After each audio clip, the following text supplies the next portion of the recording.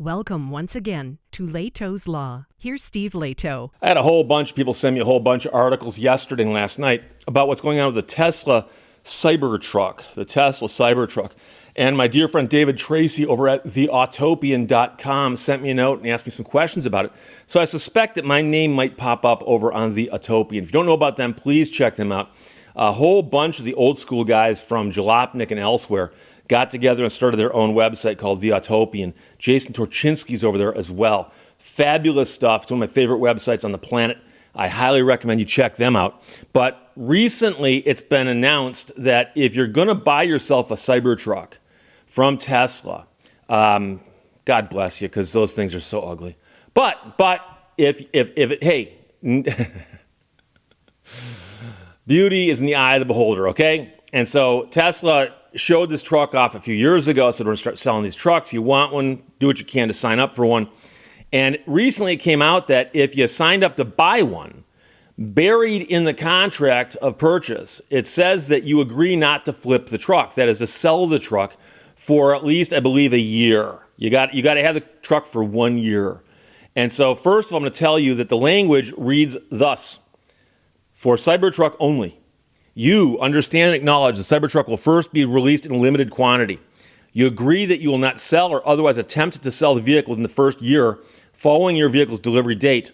Notwithstanding the foregoing, if you must sell the vehicle within the first year for any unforeseen reason, and Tesla agrees that your reason warrants an exception to its no reseller policy, you agree to notify Tesla in writing and give Tesla reasonable time to purchase the vehicle from you at its sole discretion and at the purchase price listed on your final price sheet, less 25 cents per mile driven, reasonable wear and tear, and the cost to repair the vehicle to Tesla's used vehicle cosmetic and mechanical standards.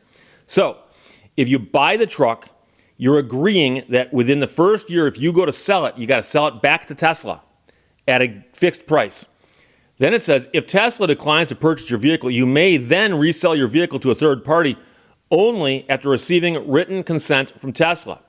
You agree that in the event you breach this provision, or if Tesla has reasonable belief that you are about to breach the provision, Tesla may seek injunctive relief to prevent the transfer of the title of the vehicle or demand liquidated damages from you in the amount of $50,000 or the value received as consideration for the sale or transfer, whichever is greater. Tesla may also refuse to sell you any future vehicles. And so that's pretty clear what they're saying here. And so I had a lot of people say, Steve, are these kinds of clauses in contracts illegal? Well, first of all, you don't have to think that far back. We've heard this story before. Ford did it with their GTs. And I've done several videos about that. I'll put a link to one of them below where I explain how Ford was selling a bunch of people who bought GTs in Canada. And there was a similar provision to this in their purchase agreement that said if you buy a Ford GT from us, we have the right to tell you you cannot sell it for a period of time. And that's that. We've seen these in other situations also where you got to buy it, you got to sit on it for a while. And they're doing this to prevent there becoming this market of people flipping the vehicles because presumably demand is high enough to where you can get a premium to just simply flip the vehicle. Now, there's a couple things going on here, one of which I've got to raise as a question, and that is, does it really hurt Tesla if the vehicles get flipped for a big premium? Does that really hurt Tesla? I'm curious. It seems to me it doesn't hurt them, and it probably helps them because of all the attention they get about, oh my gosh, did you hear that? Some guy bought a Cybertruck for this, and then he sold it for twice as much. And by the way, some people go, but Steve, I hear about Dodge dealers doing this all the time with the latest Hellcat double secret probation high-tech version they just put out with 19,000 horsepower that people lined up to buy that, and the dealerships are putting like $100,000 or $200,000 markup on them.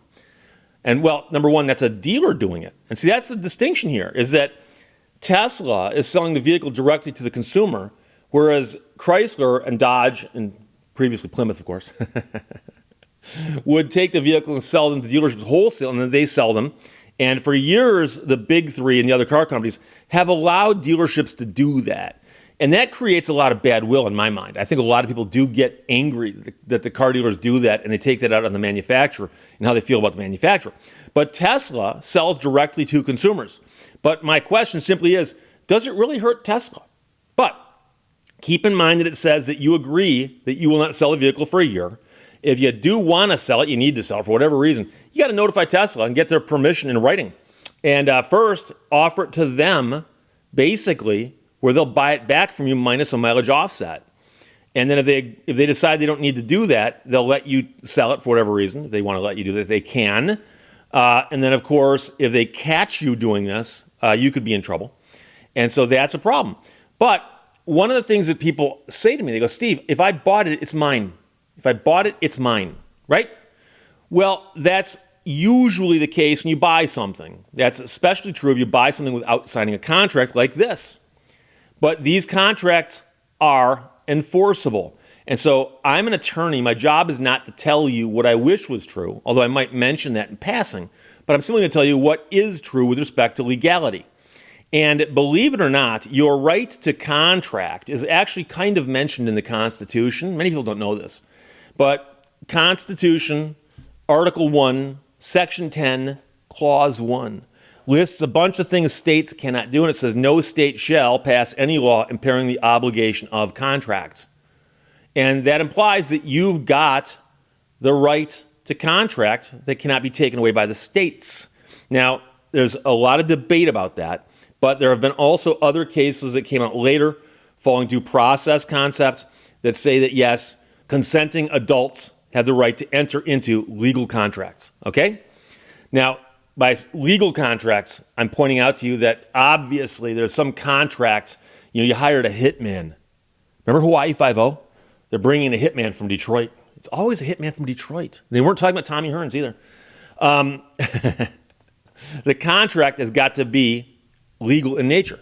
So I'm going to buy a car from you, okay? And so we have a contract that we both agree to, and one of us signs it, the other one signs it. Money changes hands, title changes hands, keys change hands, car changes hands. Boom, there you go.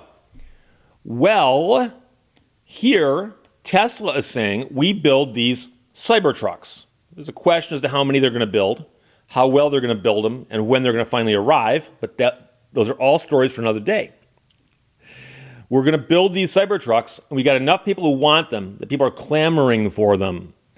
So tell you what, we're going to say that if you want one, you got to sign this contract.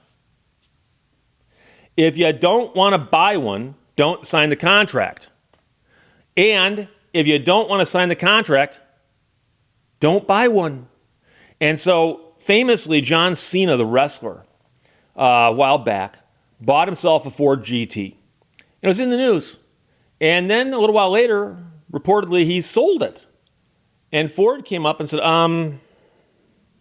you got this clause in the contract that says you can't do that. And it wound up in court. And my understanding is that courts say these things are enforceable. And the court's going to look at you and say, if you didn't want to abide by the agreement, why did you sign it? Because remember, you can't have the truck without signing this document. Figuratively speaking, not this document. But I doubt their document is blue either. But the court's going to go, did you sign the agreement? And just for fun, they're going to go, did you read it? Because, by the way, that's not an out. I've had people still I'll just say I didn't read it. If you sign something, a court will presume that you read it, you understood it, and you agreed to it. So if you sign the purchase agreement with Tesla saying, I'm going to buy the Cybertruck only, I'm going to buy the Cybertruck from you, you're agreeing to the conditions that you will hang on to it for a year. And by the way, my understanding is that now the Ford GTs, they pushed it out to 2 years. You got to hang on to it. But those vehicles are so hot that people will actually buy one, put it in storage for 2 years, and then sell it. And still make money, by the way. So I don't know what the story is going to be with the Cybertrucks. Because I know that the production dates and the launch dates have been pushed back a few times. I read an article fairly recently about Elon Musk himself complaining about some of the production issues they're having and what kind of tolerances they're allowing on the assembly line versus what he'd like to see. And so that's a whole nother story. But as of right now, if you want to buy one, you got to sign this contract. And once you sign this contract, you're bound by it. And again, if you don't like that, go talk to the Constitution. Ask yourself this. If you wanted to make this illegal, how would you make it illegal? What would the law say? The law would say that a person selling you something can't ask you to agree to certain terms upon the sale. I mean, they can't write something that broadly and that generally, that's causing all kinds of problems elsewhere. So the simplest solution here is, if you don't like the agreement, don't sign it. Just don't buy one of the trucks. Don't. Or buy a used one a year later. You can do that too. We'll see. So there you go. But like I said, the real thing boils down to this. Contracts are something that are protected by law, and people are allowed to enter into contracts so as that the subject matter of the contract is not illegal, generally speaking. And there ain't nothing illegal about them saying, if you buy the truck, can't sell it for a year. If you don't like that, don't buy the truck. Straightforward and simple as it can be. So there you go. Questions or comments, put them below. Let's talk to you later. Bye-bye. Thank you for watching Lehto's Law. There are lots of people who mistake their imagination for their memory.